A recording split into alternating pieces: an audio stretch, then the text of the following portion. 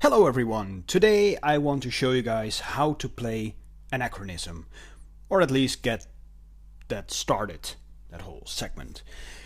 So, some of you guys have asked me how to play, and please show us how to play. And I will, using these two heroes, Alexander the Great and Oda Nobunaga.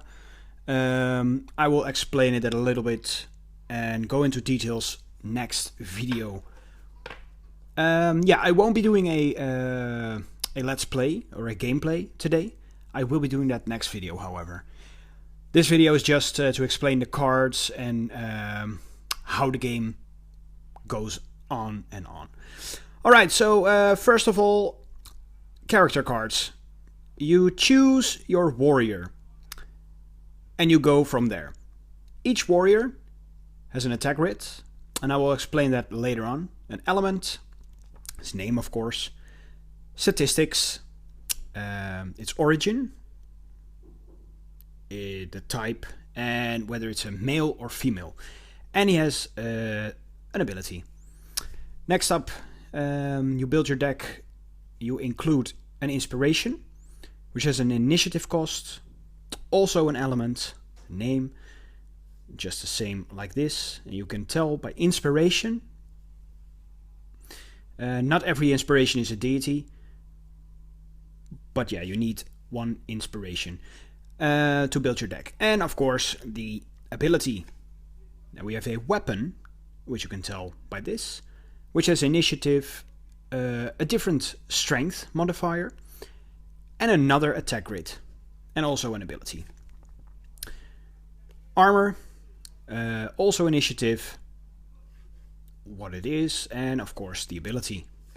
And finally we have a special. Every card or every set of heroes has their own special. In this case it's cavalry. It's usually to define the character it comes with, which has initiative and an ability just like the armor, nothing else. So what is the game? What is the goal of the game? The goal of the game is to eliminate the opponent warrior in an arena-like field. So if you are playing, you will be needing a game mat, which is just like this. You get these with the starter decks, or you have very nice cloth ones, which unfortunately I don't have. But when you fold it out, it looks a little bit like this. You can see 1, 2, 3, 4 on both sides, a dark area on both sides, and sides in between. When you start the game, you choose one of these dark spots to place your hero on. It can be any spot. Your opponent chooses one as well, and this is where the attack grid comes in. The red arrow is you. So for example, if Alexander is standing over here, he can only attack, melee attack, this counts as melee, over here and over here. If you attack over here, you get a +0 on your roll. And over here, a -1 penalty. For some reason. But you cannot attack him here. Or here, or here, or here. Anyway. Just like that. If you are going to strike with a weapon, however, and let's say Alexander is still over here, then you can only strike him at +1 over here and +2 over here. And +1 is on the side, but yeah, that's outside of the arena, so you won't be getting there. Now then, normally, card games have a deck size between 40 and 100 cards. Anachronism is totally different. A deck is 5 cards. Yes, 5 cards. And it has to consist of a warrior, a special, an armor, a weapon, and an inspiration. Unless some of the cards tell you otherwise. There are some Aztec cards that allow you to play 2 weapons in your deck. And then you can make the cut yourself what you don't need. So the fun thing is that this isn't randomized either. You don't shuffle the cards. As you can see over here, on the field, you have 1 to 4 on both sides. At the start of the game, when you played your hero, you can just select either of these cards, put them face down, number 1, 2, 3, and 4. At the start of a round, both of you will flip over the first card, if it is the round for that. Then you check initiative. If I have 6 and my opponent has less, then I start. If the opponent has more initiative, he starts. If it is a tie, if I do remember correctly, you have to check experience. Experience breaks ties, usually. So, yeah, that's it. There are only 5 rounds in this game. After you have flipped over all the cards and there is still no winner, you enter the final round, in which all the cards are open and there is no card to flip. If at the end of that turn both heroes are still alive, you will check to see whoever is in the lead by health. So, this is its health. Most heroes have 7 or 8 health. As we see here, Oda Nobunaga has 8 as well. 3 speed. Speed is just a matter of moving. Let's say we have Alexander again. He has a speed of 3. If he starts out here, he can just move 1, 2, 3, or turn as an action. Like if he starts out like this, you can turn him as an action and then move 1, 2. And then the action is already used as well, so you're adding it up to 3. If you have, let's see, where can I see this? Ability.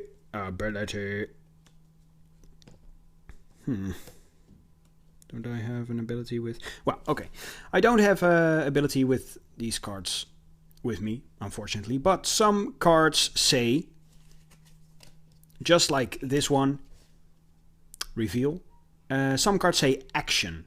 That means that you can use an action from the speed to use that ability. Using an ability costs an action. Attacking costs an action. Moving costs an action. That's all deducted from the speed that you have at the beginning of the round. Yeah, reveal cards. If at the beginning of the turn you flip over one of these cards and it has a reveal, it triggers instantly. You have to do what the card says.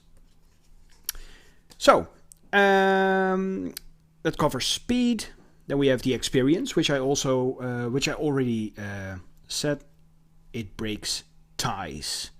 Experience break ties. Some cards will reference experience and then something happens.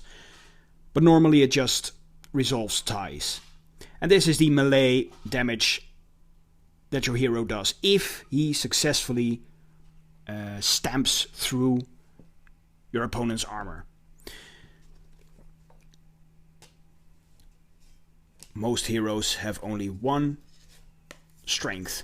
But weapons, on the other hand, may have 2. I believe I have seen a card that has 3 strength, but it got some very negative stuff on the card itself, like 1 initiative or something.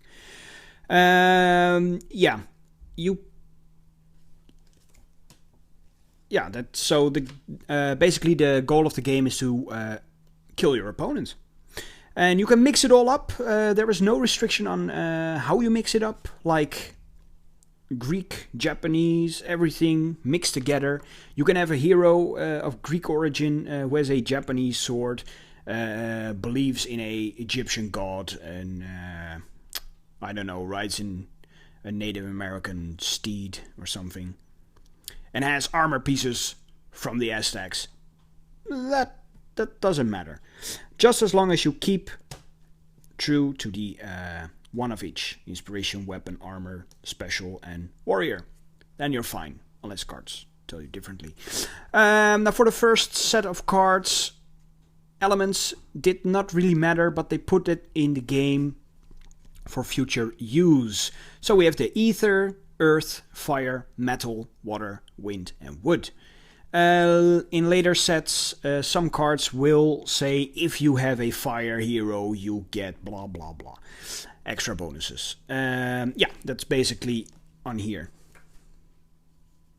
And you can only see that with 2 cards, the inspiration and the warrior.